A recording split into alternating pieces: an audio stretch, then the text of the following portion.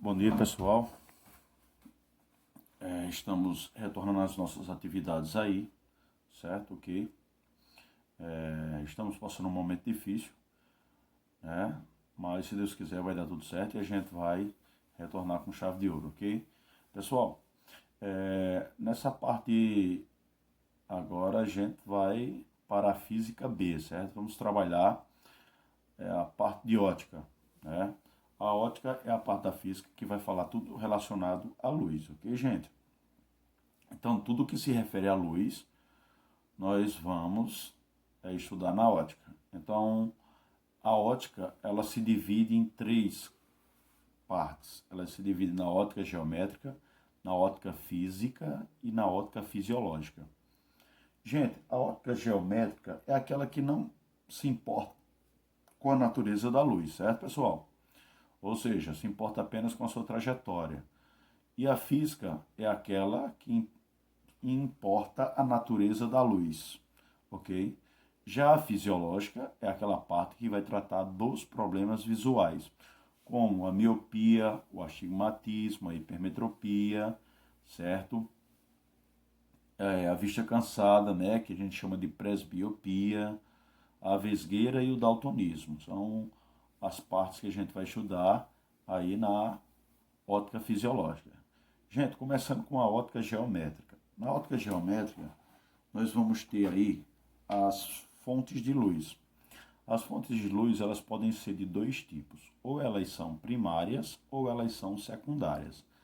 A fonte primária pode ser chamada também de corpo luminoso, certo? A fonte primária é aquela que está emitindo luz, tipo uma lâmpada dessa no quarto, certo? Uma lâmpada na sala. Então elas estão emitindo luz, então elas são chamadas de fonte primária. Se a gente desligar a lâmpada, ela deixa de emitir luz, então ela não é mais uma fonte primária. Então a fonte primária é aquela que necessariamente ela tem que estar emitindo luz, ok? Então as estrelas, por exemplo, elas estão emitindo luz. Então elas representam uma fonte primária, ok, pessoal? Então elas representam uma fonte primária. A gente pode citar como exemplo também a chama de uma vela, é uma fonte primária. O fogo ali está emitindo luz. Mas se apagarmos ali a chama, então ela deixa de ser primária. Tudo bem? Fonte secundária. Fonte secundária é aquela que não está emitindo luz, é aquela que está recebendo a luz. Tipo nós. O nosso corpo está recebendo a luz. É uma parede, está recebendo a luz, está refletindo. Então aí nós temos a fonte secundária, também chamada de corpo iluminado, que é aquele que recebe a luz, absorve ou reflete, ok, gente? Então essa é a classificação quanto à fonte de luz. Só que na fonte primária a gente pode ter aí a fonte extensa, certo? E a fonte pontual. Fonte pontual é aquela que é um pontinho, certo? É um pontinho em relação ao que ela tem que iluminar e ela está muito distante. Tipo, é uma estrela lá distante, você vendo ela aqui na Terra. Então ela é uma fonte pontual, porque a luz que chega até aqui é insignificante, então ela não vai fazer diferença. Já essa lâmpada aqui, ela é uma fonte extensa, olha como ela consegue iluminar toda a sala e ela está mais próxima da gente. Então aí é uma fonte extensa, então ela consegue iluminar tudo que eu quero. Então ela é classificada como uma fonte extensa, ok, pessoal? Pessoal, depois dessa classificação, nós temos a classificação quanto aos meios de propagação, ok? Então, quanto aos meios de propagação, nós temos três tipos. Nós temos um meio transparente, nós temos um meio translúcido e nós temos um meio opaco. O que é um meio transparente? É aquele que você olha através do meio e enxerga nitidamente o que está do outro lado. Por exemplo, uma janela na sua casa. Se você olhar através da janela e enxergar tudo que está do outro lado, significa que essa janela é um meio transparente, beleza? Ou seja, você tem visão nítida do que está do outro lado, mas nem sempre é assim. Às vezes você pode ter um vidro aí na janela que você consegue enxergar alguma coisa que está do outro lado, mas está embaçado. tipo o vidro fosco. Então, o vidro fosco é um exemplo de um meio translúcido, certo? Papel celofane são exemplos de meio translúcido. Ah, professor, dá um exemplo também de meio transparente. O meio transparente a gente pode citar como a água pura, o ar sem poluição, você consegue ver nitidamente o que está à sua frente. Então, a água pura e o ar sem poluição são meios transparentes, assim como um vidro transparente também. Já o meio opaco é aquele que a luz bate e não consegue passar por esse meio, tipo uma parede. A luz bate e não passa, então a luz é absorvida pela parede, certo? Ou é refletida. Então a parede é um meio opaco, ok, gente? Então essa aí foi a classificação quanto aos meios de propagação da luz, aonde a luz está passando. Temos também a classificação dos feixes de luz. O que é um feixe de luz? É um conjunto de raios de luz. Então, o que acontece, pessoal? Nesses feixes de luz, nós temos três tipos. Nós temos uma classificação em três tipos. Ou seja, um feixe ele pode ser paralelo, ele pode ser convergente e ele pode ser divergente. O que é um feixe convergente? O feixe convergente é aquele um feixe paralelo, na verdade, é o feixe assim, ó, que é o primeiro. Então, ó, é aqueles raios que vêm e eles estão paralelos. Então, se eles estão paralelos, significa que eles não se tocam. Então, os feixes paralelos são aqueles feixes que não se tocam. E os feixes convergentes, professor, é aqueles que eles vão se tocar em um único ponto. Ó. Convergir. Eles vão e irão se tocar em um único ponto. O exemplo de feixes convergentes são as luzes, os raios de luz, quando passa na lupa. Então você vai ver um pontinho bem branquinho lá em um determinado ponto do chão. Então ali significa que os raios de luz estão se encontrando, todos eles ali naquele ponto. Então aí nós temos um feixe convergente. Temos isso também no espelho côncavo, que a gente vai ver um pouquinho mais na frente. Pessoal, e o feixe divergente, professor? O feixe divergente é uma lâmpada dessa. Quando os raios de luz saem dessa lâmpada, eles se espalham. Então, divergir é ele sair de um ponto e afastar, certo? Convergir é o contrário, que eu acabei de falar, que é o caso da lupa. Eles vão se encontrar em um único ponto. Então, veja que convergir é o contrário de divergir, beleza? Então, essa foi a classificação aí, pessoal, quanto os feixes de luz, né? Lembrando que os feixes de luz é um conjunto de raios de luz, ok, galerinha? Então agora a gente vai falar um pouco sobre princípios de propagação da luz. Então são outras classificações que temos aí dentro da ótica geométrica. Então, princípio de propagação da luz. A luz, ela possui três princípios, certo? O primeiro princípio é o princípio da propagação retilínea da luz. O segundo é a independência dos raios de luz. E o terceiro, pessoal, é o princípio da reversibilidade, ok? O que é que diz o princípio da propagação retilínea? Se você tiver em um meio homogêneo e transparente, a luz se propaga em linha reta. Professor, o que é o meio homogêneo? É aquilo que você só vê uma coisa, certo? Tipo o ar sem poluição. Então ali a luz vai conseguir passar tranquilamente, beleza? Tipo a vidraça, ou seja, um vidro transparente de uma janela. Então é um meio homogêneo, beleza? Então a luz, quando bater nesses meios, ela vai se propagar em linha reta. Então essa é a definição aí do princípio de propagação retilínea da luz. Quais são os exemplos, professor? Sombra e penumbra.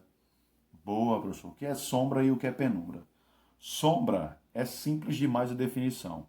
É uma região sem raios de luz. Se você tiver uma região sem nenhum raio de luz, significa ali que você tem uma sombra. Já se você tiver uma região que tem um pouquinho, que ela está um pouquinho claro, significa que ali tem parcialmente raios de luz. Então ali recebe a classificação de penumbra. Ou seja, sombra não tem nenhum raio de luz. penumbra tem alguns raios de luz, então ela vai ficar um pouco iluminado, certo? Tudo bem?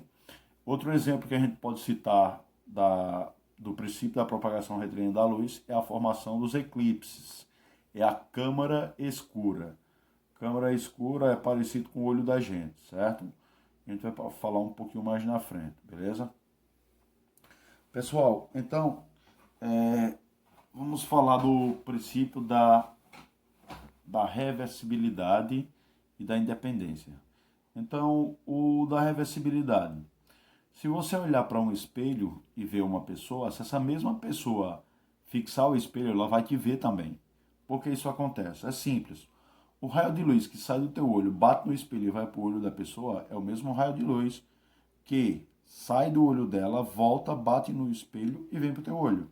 Ou seja, o raio ele tanto vai como ele volta. Então, isso indica que o caminho seguido pela luz independe do sentido de propagação, ok, gente? Pessoal, já o princípio da independência dos raios de luz, os raios de luz, quando se cruzar um com o outro, não interferem na sua propagação. Então, se os raios, quando se cruzam, passam um para o outro e continuam se propagando como se nada tivesse acontecido, então significa que aí nós temos o princípio da independência dos raios de luz, ou seja, os raios de luz, eles são independentes, ok, pessoal? Tudo bem? Pessoal, no princípio da propagação retilínea, como eu disse, nós temos aí a formação da sombra e da penumbra. Então, por exemplo, a gente conseguimos calcular a área, só um minutinho, pessoal, conseguimos calcular a altura de um edifício, certo? Através da sombra do edifício. Conseguimos calcular também por conta da altura de uma pessoa, ok? Através de uma simples fórmula. Então, o que vai acontecer? Quando os raios do sol batem no edifício, então projeta uma sombra no solo. Essa sombra, ela tem um tamanho, e eu tenho aqui a altura do edifício. Se eu colocar uma pessoa do lado, vai acontecer a mesma coisa, gente. Então, os raios de luz vão bater e vão projetar uma sombra no solo. Que eu vou ter o comprimento dessa sombra também da pessoa e vou ter a altura da pessoa. Então, se eu pegar a altura do edifício, certo? Que é o H grande, o H maiúsculo, dividir pela altura da pessoa, que é o H pequeno, e pegar o comprimento da sombra do edifício e dividir pelo comprimento da sombra da pessoa, eu consigo calcular a altura do edifício dando 3 valores dessas 4 grandezas. Então a fórmula é essa. Então, ó, Hzão é a altura do edifício, o Hzinho é a altura da pessoa. O Lzão é o comprimento da sombra do edifício e o Lzinho é o comprimento da sombra da pessoa, certo, gente? Então essa fórmula ela é conhecida como Teorema de Thales, ok? Ou seja, eu pego 2 lados do triângulo, que é justamente a altura do prédio e a altura da pessoa, e divido pelos 2 lados da base, que é o comprimento da sombra do edifício e da sombra da pessoa. Então temos aí o Teorema de Thales, ok? Outra forma de usar o princípio da propagação retilínea é na câmara escura, né? Como eu prometi falar agora. A câmara escura é nosso olho. O que acontece?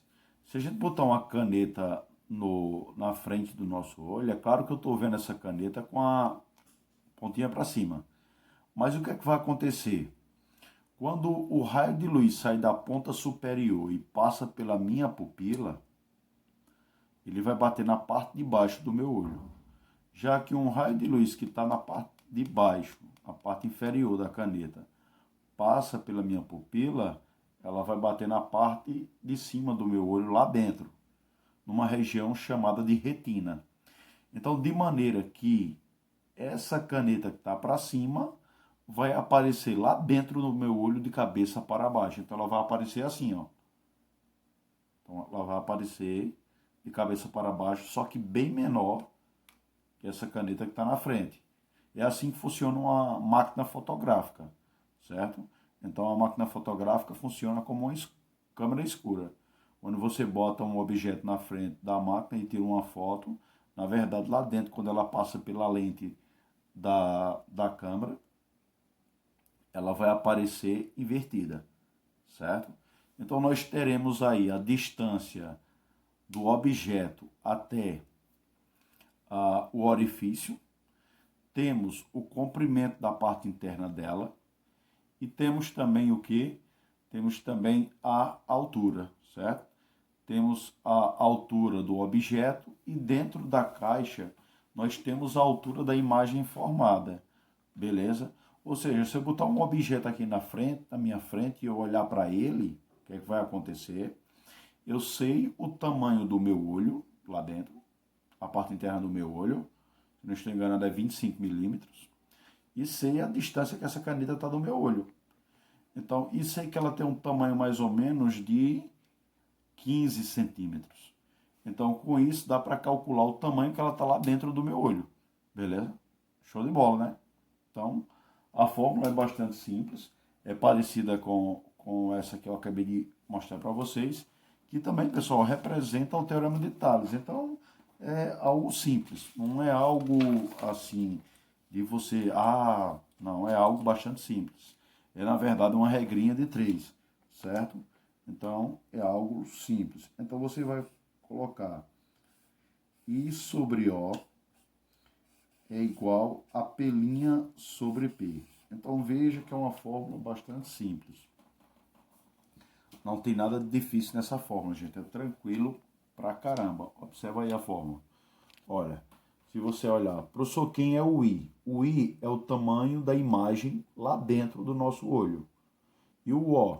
O é o tamanho do objeto que está na frente do nosso olho, certo? E esse P'? P' é o comprimento do olho. E esse P é a distância do objeto até o olho. Ah, professor, tudo bem. Dá para fazer isso com a caixa de sapato? Dá. Se você pegar uma caixa de sapato, fazer um furozinho nessa caixa de sapato, tirar a parte de trás da caixa de sapato e colocar um papel celofane ou vegetal, o que vai acontecer? Se você botar uma vela com a chama na frente da caixa, ela vai aparecer na parte de trás da caixa de sapato de cabeça para baixo. Aí você vai ter a distância da vela até o buraquinho que você fez na caixa, certo? E você tem um tamanho da caixa onde a imagem vai aparecer lá dentro. Você vai ter o tamanho da vela e vai conseguir calcular o tamanho da imagem que aparece lá dentro da caixa de sapato. Então veja aí que é mais um exemplo do princípio da propagação retilínea da luz. Tudo bem, galera? Então esse aí foi os 3 princípios de propagação. Gente, outra coisa que a gente tem que saber é a cor dos objetos. Na verdade, a cor dos objetos é formada pelo espectro eletromagnético. É como se você tivesse assim, ó. Você tem tudo isso aqui de onda eletromagnética, mas você só vai enxergar isso aqui, ó. Esse pouquinho de luz aqui. E esse pouquinho de luz que eu estou colocando aí é justamente as cores que formam o arco-íris, certo? Que é o vermelho, o alaranjado, o amarelo, o verde, o azul, o anil e o violeta. São as cores que formam o arco-íris. Ou seja, essas cores aí, elas vão formar a luz branca. Então, a luz branca é uma luz formada por várias outras luzes. Quando você tem uma luz formada por várias outras, nós dizemos que essa luz é policromática. Poli, muita. Cromática, cor. Então, uma luz policromática, que é o caso da luz branca, é uma luz formada por várias cores aí, essas que eu acabei de falar para vocês. Já, por exemplo, se você pegar um laser verde ou um laser vermelho, aí você tem monocromático. Mono, cromática, cor. Então a luz de um laser é uma luz monocromática. A luz de uma lâmpada dessa aqui branca é uma luz policromática, que é formada por 7 cores. Beleza, pessoal? E aí, como é que a gente identifica a cor do objeto? É simples, gente. A cor do objeto ela é formada por reflexão, certo? O que é refletir, professor? É quando a luz bate e volta no popular. Fisicamente falando, é quando ela está no ar, bateu em um objeto e voltou para o ar. Então ela retorna para o mesmo meio que ela estava. Beleza? Então ela bateu na parede, ela estava no ar, a luz bateu na parede e retornou para o ar. Então ela retornou para o mesmo meio que estava. Então esse fenômeno é chamado reflexão. Quando a onda retorna para o mesmo meio que estava, nós dizemos que ocorreu a reflexão. A gente vai falar um pouquinho da reflexão, não vai dar tempo nessa aula, na próxima a gente fala, tá certo, galera? Valeu! É um prazer ter vocês aqui. E se Deus quiser, a gente vai voltar logo. Tudo de bom e fiquem na paz.